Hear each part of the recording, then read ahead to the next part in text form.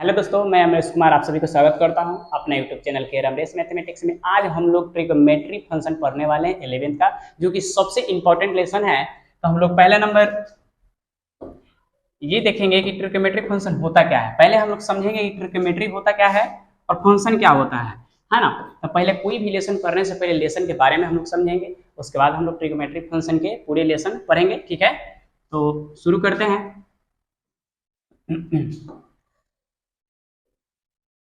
पहले हम लोग पढ़ेंगे परिचय, ट्रिग्नोमेट्री फंक्शन होता क्या है। तो पहले हम लोग समझते हैं कि ट्रिग्नोमेट्री फंक्शन होता क्या है। ट्रिग्नोमेट्री फंक्शन समझिए ध्यान से। पहले समझते हैं ट्रिग्नोमेट्री होता क्या है। ट्रिग्नोमेट्री की व्युत्पत्ति ग्रीक शब्दों से हुआ है ना। जो ट्रिग्नोमेट्री जो शब्द है, जो त्रिकोणमिति शब्द है, ये क्या है, एक ग्रीक शब्द है जो त्रिकोण आपलसमिति से बना हुआ है ना। त्रिकोणमिति कितने शब्दों से बना हुआ है? दो शब्दों से, एक त्रिकोण प्लस में मेट्रोन है ना। त्रिकोण के मतलब होता है त्रिभुज और मेट्रोन के मतलब होता है मापना।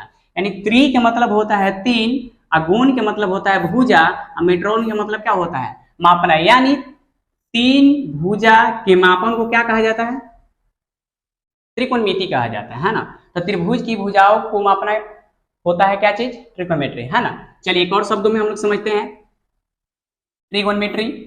ट्री का मतलब होता है कि जिसका अर्थ तीन हो, गौन का जिसका अर्थ भुजा हो, और मेट्रोन का मतलब होता है जिसका अर्थ क्या हो, माप हो। यानी त्रिभुज के तीन कोनों को माप को हम क्या कहते हैं? ट्रिग्नोमेट्री कहते हैं है ना। चलिए अब ध्यान दीजिए, यहां पर पहले ट्रिग्नोमेट्री इस बात के लिए समझ लेते हैं कि आखिर किस यूज में हम लोग करते हैं। तो कोई भी डिस्टेंस या कोई एंगल हम लोग निकालने के लिए क्या करते हैं? त्रिकोणमिति का उपयोग करते हैं। ध्यान दीजिए, यहाँ पर जो है बच्चा देखिए किसको देख रहा है, एक पेड़ को, शीर्ष को देख रहा है। यहाँ पर ये जो पेड़ है, यहाँ पर ये जो पेड़ है, इस बच्चा जो है यहाँ से देख रहा है यहाँ पे है ना। तो कहने के मतलब जो यहाँ से बच्चा देख रहा है इसको, इस पेड़ को, ठीक है, तो कहने का मतलब इस कितना एंगल पे देख रहा है, यहाँ पे कितना एंगल पे देख रहा है। यहाँ पे जो बच्चा जो यहाँ पर देख रहा है, यहाँ पर इसमें भी ध्यान दीजिए, एक और फिगर है। यहाँ ए बी जो है एक पेड़ है, सी अभी इसके क्या है, आधार है, थीटा कोण यहां से है, इसके पैर से है ना। तो यहाँ पर थीटा कोण है, यहाँ पे थीटा कोण क्या है, यहाँ पे बना रहा है ना।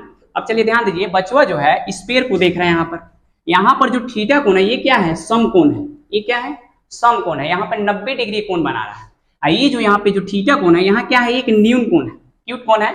यहाँ पे आपकी क्यूट एंगल है, तो यहाँ पे ध्यान दे सकते हैं। मैंने कहने का मतलब क्या हो, 90 से क्या हो, कम होना चाहिए, ऋणात्मक में नहीं। यानी 0 से और 90, 0 से बड़ा और 90 से क्या हो, छोटा हो, तो उसे क्या बोलेंगे हम, न्यून कोण बोलेंगे। तो यहाँ जो थीटा का मान होगा, यहाँ पर ये ध्यान दीजिए कि जो बच्चा यहाँ से इस पेड़ को देख रहा है, तो यहाँ से जो पेड़ को जो देख रहा है, यहाँ इसका पैर है यहाँ पर। अब ध्यान दीजिए यहाँ पर, तो कहने का मतलब जो यहाँ पर जो डिग्री जो बना हुआ है, यहाँ पर जो कोण एंगल बना हुआ है, जो बच्चा इस पेड़ को देख रहा है, यहाँ इस पेड़ को देख रहा है, ठीक है। तो कहने का मतलब कोई भी आदमी जब इस पेड़ को देखेगा, कुछ दूरी से अगर देखेगा तो सीधे इस तरह से देखेगा, ठीक है।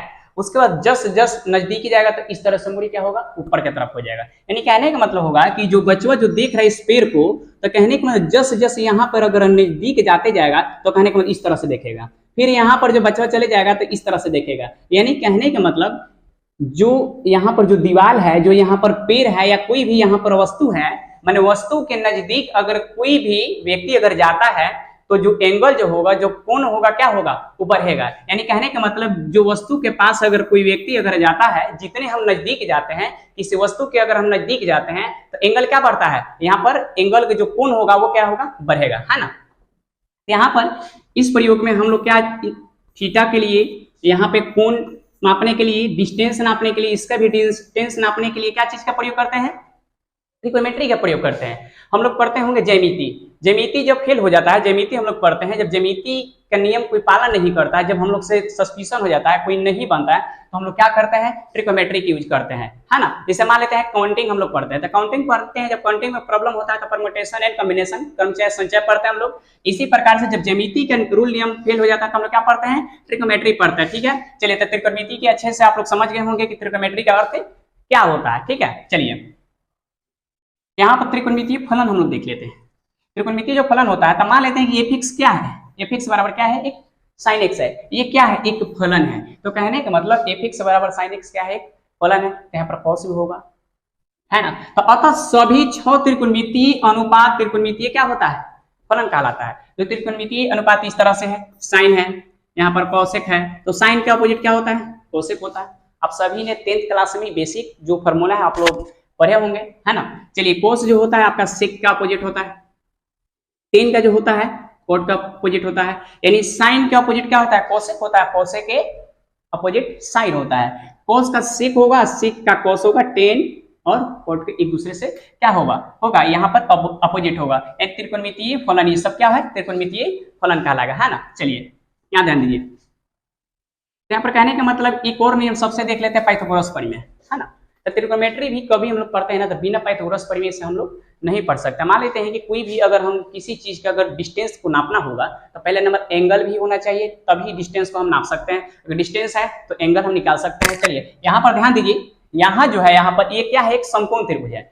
यहाँ पर क्या है, एक समकोण त्रिभुज है, ठीक है। तो यहाँ जो इसको हम बोलते हैं, इसको हम बोलते हैं, यहाँ इसको हम क्या बोलते हैं, लंब बोलते हैं, ठीक है। इसको हम क्या बोलते हैं, बेस बोलते हैं। इसको क्या बोलते हैं हम, कर्ण बोलते हैं, है ना। तो इसको बोलते हैं हाइपोटेनस, परपेंडिकुलर, इसको बोलते हैं हम बेस। अब ध्यान दीजिए, यहाँ पर दिया है कि एक समकोण त्रिभुज में कर्ण का वर्ग शेष दो भुजाओं के वर्गों का योगफल क्या होता है, बराबर होता है। यानी कहने का मतलब जो यहाँ पर लंब जो है, जो यहाँ पर आधार है, ये दोनों का वर्ग करके अगर हम क्या करेंगे, जोड़ देंगे तो क्या हो जाएगा, यहाँ पर कर्ण के बराबर हो जाएगा। यानी कहने का मतलब ये दोनों जब एक दूसरे को जब जोड़ देंगे वर्ग करके तो क्या होगा, यहाँ पर कर्ण का बराबर होगा। यानी ए बी और उसके बाद यहाँ पर बी सी क्या होगा, यहाँ पर ए सी के बराबर होगा, है ना। चलिए ध्यान दीजिए, यहाँ पर तो यहाँ पर देखिए ए सी के जो स्क्वायर है, यहाँ पर देखिए तो ए बी के स्क्वायर प्लस बी सी के स्क्वायर के क्या है, यहाँ पर बराबर है। तो इसको हम समझ सकते हैं कि जो कर्ण होता है लंब का वर्ग तथा आधार का वर्ग का योगफल क्या होता है, यहाँ पर बराबर होता है। तब समझ सकते हैं कि जो कर्ण है यहाँ पर क्या होगा, लंब का वर्ग तथा आधार के वर्ग का योगफल क्या होगा, यहाँ पर बराबर हो जाएगा, है ना। चलिए आगे हम लोग देखते हैं, यही एक समकोण त्रिभुज, तो इसको हम क्या बोलते हैं, आधार बोलते हैं। इसको क्या बोलते हैं, कर्ण बोलते हैं, जो एच से, ये बोलते हैं बी से, इसको बोलते हैं हम पी से। तो आप पहले भी पढ़े होंगे कि जो कर्ण होता है, जो कर्ण होगा वो किसका बराबर होगा, पी का वर्ग प्लस यहाँ पर बी का वर्ग का बराबर होगा, है ना। तो यहाँ पर जब एच स्क्वायर बराबर P square plus B square, ऐसे भी हम लिख सकते हैं एच बराबर रूट पी के स्क्वायर प्लस यहाँ पर बी का स्क्वायर। इस प्रकार से हम लोग पढ़े हैं बेसिक 10 क्लास में, है ना। तो एच स्क्वायर बराबर क्या होता है, P square plus B square. H का जस के तस रह गया, स्क्वायर हटाते हैं तो क्या करते हैं, हम रूट चढ़ा देते हैं, है ना। तो यहाँ पे फॉर्मूला क्या हो गया, यहाँ पर एक बन गया यहाँ पर। अब इसी प्रकार से हम देखते हैं, अगर पी का मान अगर हमको निकालना रहता है, अगर पी का मान निकालना होगा तो आपको पता है कि दोनों को जब हम जोड़ते हैं, पी तथा बी का जब हम दोनों का मान वर्ग करके हम जोड़ते हैं, क्या चीज का बराबर होता है, कर्ण का बराबर होता है, ठीक है। अगर मान लेते हैं हमको पी के मान निकालना होगा तो हम क्या करेंगे, कर्ण में से किसको घटा लेंगे, बी को घटा लेंगे। अगर बी निकालना होगा तो कर्ण से क्या करेंगे, पी को घटा लेंगे। तो पी के जब मान निकालना होगा तो एच स्क्वायर माइनस यहाँ पर बी का स्क्वायर करेंगे, ठीक है, इस तरह से। चलिए यहाँ भी बी भी देख लेते हैं, बी भी निकालना होगा यहाँ पर, तो लिख सकते हैं यहाँ पर एच का स्क्वायर माइनस यहाँ पर पी का स्क्वायर। तो पाइथागोरस प्रमेय में यही एच और पी का और बी का मान हम लोग निकालना सीखे थे 10 क्लास में, है ना। और भी सीखे हुए थे। यहाँ पर निष्पत्तियां भी देख लेते हैं, यहाँ पर साइन के भी देख लेते हैं कि साइन थीटा बराबर क्या होता है, यहाँ पर पी बटा एच होता है। यहाँ पर कोस साइन उल्टा क्या होता है, कोसेक होता है, ठीक है। अब देखिए यहाँ पर कोस भी देख लेते हैं, कोस थीटा क्या होता है, बी बटा एच होता है। हम लोग 10 क्लास में पढ़े हुए हैं ये सब, ठीक है। 10 देख लेते हैं, यहाँ पर जो 10 थीटा होता है क्या चीज का बराबर होता है, पी बटा बी के बराबर होता है ना। साइन जो होता है कोसेक का बराबर होता है, कोसेक थीटा। तो साइन जो होता है कोसेक क्या होता है, उल्टा होगा। तो यहाँ पर जो साइन थीटा है पी बटा एच है, तो कोसेक क्या हो जाएगा, यहाँ पर एच बटा यहाँ पर पी हो जाएगा। कोस उल्टा हो जाएगा सेक थीटा। इसका है बी बटा एच, तो इसको लिखेंगे एच बटा बी लिख देंगे। 10 है तो यहाँ पर 10 के उल्टा कॉट होता है, तो कॉट थीटा जो होगा आपका बी बटा क्या होगा, यहाँ पर पी होगा। ये जो है हम लोग 10 क्लास में बेसिक पढ़े हुए हैं, तो हम लोग पहले बेसिक भी कुछ देख लेते हैं कि इस लेसन में कोई प्रॉब्लम परेशानी ना हो, है ना। चलिए और भी सारा फॉर्मूला है, ठीक है, तो ये भी हम लोग देख लेते हैं।